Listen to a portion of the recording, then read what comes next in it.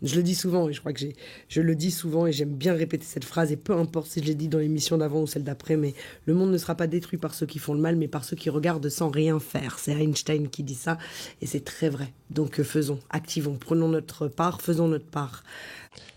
Il y a un mec sur YouTube qui a créé une chaîne qui s'appelle Rude Lion. Ouais, Tribute. Big up à lui. Big up à lui, ouais. Je suis souvent ce qu'il fait, ouais. Au vu des circonstances tragiques de la disparition de Rude Lion, Tu montes un groupe, même avec ton premier groupe, Nouveau Genre, d'abord avec AP, puis 113.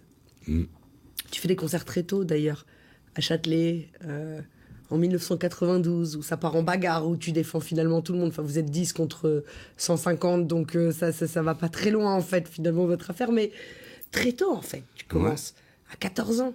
Est-ce que tu te souviens du titre ou du déclencheur qui t'a donné envie de faire du rap, vraiment ou l'artiste? On va rendre à César ce qui appartient à César. C'est souvent mes cousins du 9-3 qui sont de Saint-Denis. Moi, ils sont plus âgés que moi, tu vois. Donc souvent j'allais les voir, comme on va voir la famille le week-end et tout. Et j'ai Mehdi avec James, avec tous les membres de la Mafia Cafri. Allez, à la pêche, tu peux pas tester avec là. Tu peux pas tester avec là. Mafia Cafri. Tu peux pas tester avec là. Mafia Cafri. Tu peux pas tester avec là. Mafia Cafri. Ah, c'était le jour de la Mafia Cafri. Élysée Montmartre, c'est le début de l'histoire de la Mafia Cafri. Ça vient de quelques teutés de Vitry. Ce documentaire, ça a été un raz-de-marée et j'ai l'impression que ça vous a redonné aussi vos lettres de noblesse quelque part. Même si tu les avais pas perdues, puisque tu es là, mais ça a remis l'église, la mosquée, la Torah, ce que vous voulez, au centre du village en fait. La synagogue, pardon, au centre du village. Oui, c'est réel. C'est réel, ça a un réel impact. Et moi, je l'ai vu, pas seulement... c'est pas une question de reconnaissance. Franchement, moi, c'est pas l'un de mes leitmotifs, c'est pas la reconnaissance. C'est le devoir de transmission. Pas pour ceux qui chient dessus. C'est bon, tu regardes pas avec voilà. Ah non. C'est bon ou quoi, Kema? Ouais, le meilleur du meilleur. Voilà. C'est bon.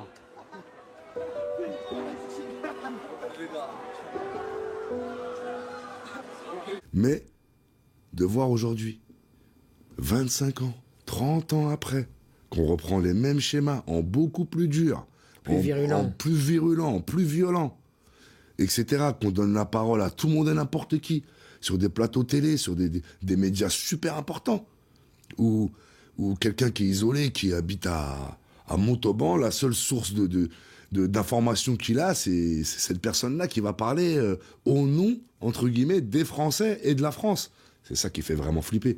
La course au clic, la course à l'actu, on cherche même pas à vérifier si elle est vraie, si elle est pas vraie, si on fonce quoi, tu vois. Et là-dessus, c'est ce que je dis dans le morceau avec SDM, je dis ouais, je vais vite comme une fake news. C'est que à un moment donné, la fake news quand elle part, elle va à une vitesse incroyable. Elle est irrattrapable, c'est fini, elle est partie, c'est mort. Et en plus, personne ne prend le soin de corriger l'erreur si toutefois il y en a une, tu vois. Et quand il y en a une, on parle de fake news en l'occurrence, quand les journalistes se rendent compte qu'ils se sont trompés, de toute façon très peu d'entre eux rectifient le tir. Et puis tout le monde s'en fout, en fait, ça y est, c'est parti en fait. Exactement, et ça c'est dingue. Et je suis sûr qu'il y a plein de gens qui, par exemple, s'il y a des démentis derrière et tout, les verront pas, parce que ça n'a pas fait autant de buzz que la fake news en elle-même, et qui gardent ça en tête, qui continuent de croire que ce qui est dit dans la fake news. Donc...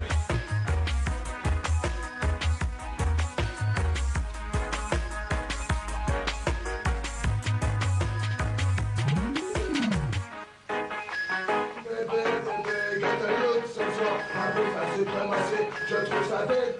Tous les gens qui n'osent pas parler de dans la peine, à ramener tous en pensée. J'ai besoin pour écouter ton son des franchement, je m'ennuie. Heureusement que je ne paye pas l'entrée, c'est de la pure escroquerie. Les DJ sont fatigués, vos deux plays sont pourris. En me prenant de blague et c'est sans hypocrisie. Que je ton sous-système de merde et sa bande d'abrutis. Tu n'aurais pas dû me baisser, tu vas en payer le prix. Je suis un sans pitié, il n'y aura pas de merci. Nous allons te montrer comment on le suit.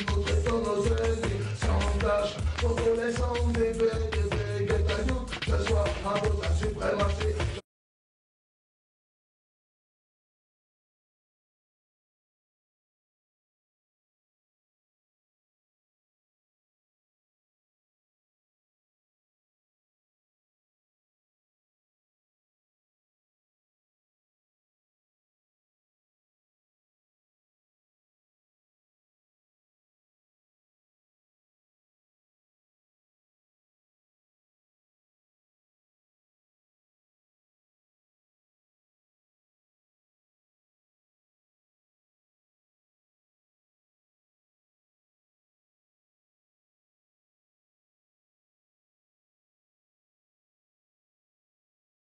T'as deux sortes de rappeurs en vrai. T'as la classe des rappeurs qui sont les témoins et les victimes de la société, de la racaillerie, de tout ce qui se passe, et t'as les acteurs. Il y a des gens, ils veulent nous faire la peau. C'est pas bien, parce que vous allez sauter. Vous allez sauter. Vous vous amusez à empêcher nos disques de passer, vous allez sauter. Tu vois ce que je veux dire? Ça devient trop chelou. N'hésitez même pas qu'il vit au futur chez vous. Mes grands passent une couche. Mais ce qui est passé, les ici ont fait un char en bande d'enculés.